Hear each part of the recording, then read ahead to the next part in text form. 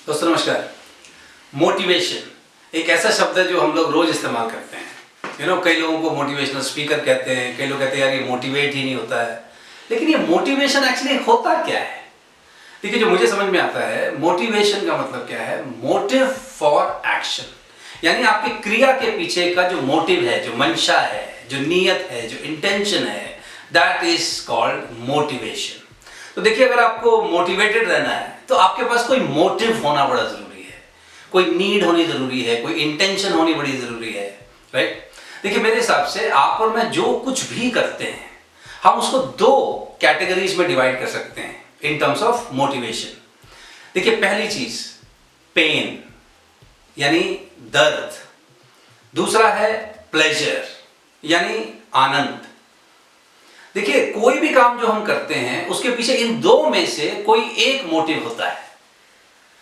जैसे for example जो लोग रोज सुबह व्यायाम कर रहे हैं, ओके, जो लोग अपने खाने पीने की आदतों का ध्यान रखते हैं, तो उनके इस एक्शन के पीछे के मोटिव इन दोनों में से कोई एक हो सकता है। या तो उनके फैमिली में ऑलरेडी किसी ने हेल्थ से रिलेटेड बहुत सी प्रॉब्लम देखी हैं, या उन्होंने खुद अपने जीवन में हेल्थ से रिलेटेड कुछ प्रॉब्लम्स देखी हैं, जिस पेन से बचने के लिए वो अपनी हेल्थ का ध्यान रखते हैं। या ये लोगों की फैमिली में सब लोग हेल्दी हैं और ये इन्होंने अपनी हेल्थ एंजॉय की है, तो ये अपने आप को हेल्दी रखने का जो वो प्लेजर है उसको महसूस करने के लिए एक्सरसाइज करते हैं और खाने पीने की आदतों का ध्यान रखते हैं। तो जो एक्सरसाइज है उसके पीछे इन दोनों में से कोई भी मोटिव हो सकता है। जैसे मेरे लिए ये वीडियो बनाना, तो इसके पीछे मेरा क्या मोटिव है? जब आप इस वीडियो को देखते हैं, आप इसको लाइक करते हैं, इससे आपके जीवन में कुछ परिवर्तन आता है, आपको जीवन में सुधार करते हैं, उससे मुझे अच्छा लगता है।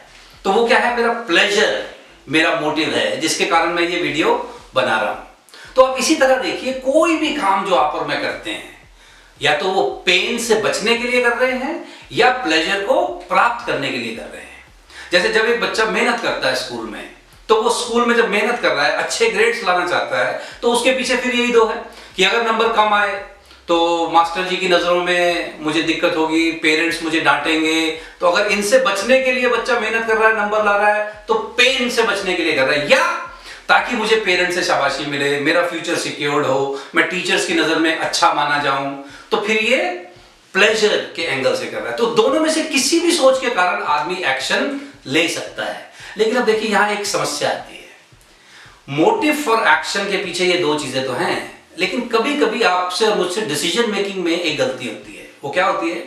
हम कुछ ऐसे एक्शन लेते हैं जिसमें हमें इमीडिएट प्लेजर मिलता है, लेकिन लॉन्ग टर्म में पेन मिलता है। और कुछ ऐसे एक्शन होते हैं जो इमीडिएटली पेनफुल हैं, लेकिन लॉन्ग टर्म में जीवन में प्लेजर देने वाले हैं। फॉर एग्जाम्पल, जब कोई व्यक्ति स्मोक कर रहा है या अल्कोहल कंज्यूम कर रहा है, तो देखिए वो बेवकूफ नहीं है, उसको उस वक्त इमीडिएटली कुछ प्लेजर महसूस होता है। जो भी उसने अपने दिमाग में अपने आप को समझा रखा है, वो उसको उस प्लेजर को महसूस करता है, और जो लॉन्ग टर्म में उससे होने वाली संभावित परेशानियां हैं उसको वो कुछ ना कुछ या तो नजरअंदाज कर रहा है, या अपने दिमाग में कोई पॉजिटिव थिंकिंग करके सोच के कुछ एग्जाम्पल सोचता होगा कि पहले भी तो बहुत लोग थे जो तंबाकू इतना खाते थे, हमसे ज्यादा उम्र जीते थे, और हर तंबाकू खाने वाले को बीमारी नहीं होती। तो इस तरीके के कुछ विचार ला करके वो अपना इमीडिएट प्लेजर ले रहे होंगे। लेकिन मेरा हमेशा लोगों से यही एक रिक्वेस्ट होती है कि थोड़ा सा अपनी डिसीजन मेकिंग को चेक करें।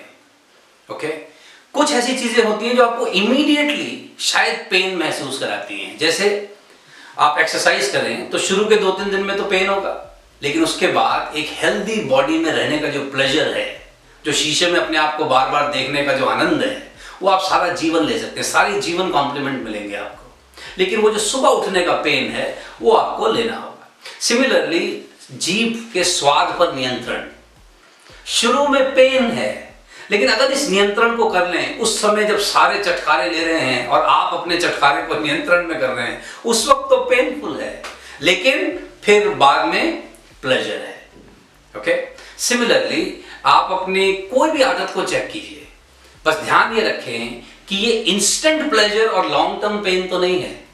ओके, सो नाउ मोटिवेशन की जो एक थ्योरी दुनिया भर में बहुत पढ़ाई जाती है, जिन लोगों ने एमबीए किया है आप में से, आपको पहले ही कुछ क्लासेस में ये समझाया जाता है, Maslow hierarchy of human needs. Abraham Maslow ने एक हायरार्की बनाई है कि इंसान की ज़रूरतें कैसे चेंज होती हैं और कब कब किस अवस्था में लोगों को क्या चीज़ मोटिवेट करती है। तो जो ब्रॉड कैटेगरी है वो तो मैंने आपको बताई, पेन या प्लेजर, ओके। लेकिन अब एज पर अब्राहम मैस्लो समय के साथ साथ व्यक्ति की प्राथमिकताएं बदलती रहती हैं और उसके अकॉर्डिंगली वो अपने एक्शंस को चूज करता है। तो अब्राहम मैस्लो अगर आपने पहले सुना है तो बहुत अच्छी बात है, नहीं तो मैं आपको एक सारांश में आपको वो 5 डिफरेंट नीड्स बताता हूं। So as per Abraham Maslow जो पहली बेसिक नीड है, जो हमारे हर एक्शन के पीछे का जो मोटिव है, वो पहली नीड क्या है? फिजियोलॉजिकल नीड, यानी शारीरिक जरूरतें। शारीरिक जरूरतें क्या है साहब? ऑक्सीजन, भोजन, पानी, निद्रा, ये सब शरीर की बेसिक जरूरतें हैं और इन जरूरतों को पूरा करने के लिए हम लोग एक्शन लेते हैं, ओके। तो ये पहली जरूरत है और ये जरूरत हम सब की होती है, तो इसको हम कहेंगे survival needs, basic survival needs. लेकिन आप देखेंगे हम में से जो लोग अब इन जरूरतों के प्रति ज्यादा चिंतित नहीं हैं, आश्वस्त हो गए हैं, अब हमें रोटी कपड़ा की चिंता नहीं रही, तो अब आप देखेंगे अब उनके जो एक्शंस हैं वो सिर्फ सर्वाइवल से रिलेटेड नहीं है, तो उनके एक्शन अब सेकंड लेवल के हैं। तो सेकंड लेवल की जो नीड है उसको हम कहते हैं सिक्योरिटी नीड, सेफ्टी नीड्स। तो अब आदमी क्या होता है कि आज की रोटी की मुझे कोई दिक्कत नहीं है, लेकिन अब मैं चाहता हूं कि मेरे आने वाले जो पीढ़ी है, जो मेरा परिवार है, इनको भी दिक्कत ना हो, तो अब मैं सिक्योरिटी चाहता हूं, सिर्फ भोजन नहीं चाहता हूं, अब मैं सिक्योरिटी, सेफ्टी।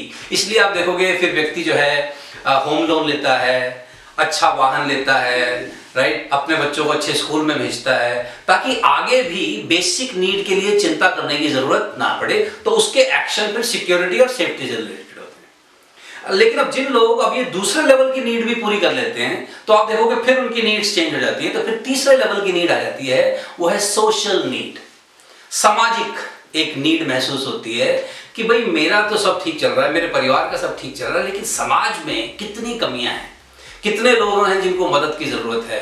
तो फिर आप देखोगे व्यक्ति के जो एक्शंस हैं वो गरीब बच्चों की मदद करने लगता है, वृद्धाश्रम में जाकर के सेवा करने लगता है, मंदिर गुरुद्वारे में जाकर के लोग सेवा देते हैं, और नहीं तो किसी एनजीओ के साथ एसोसिएटेड हो जाते हैं, समाज में कुछ कंट्रीब्यूट करते हैं। लेकिन ये वो कौन लोग करते हैं जिनकी अपनी पहली 2 नीड अब पूरी हो चुकी हैं। लेकिन देखिए यहाँ बात रुकती नहीं है, फिर ये नीड एक और आती है जी इसके बाद, और वो क्या है?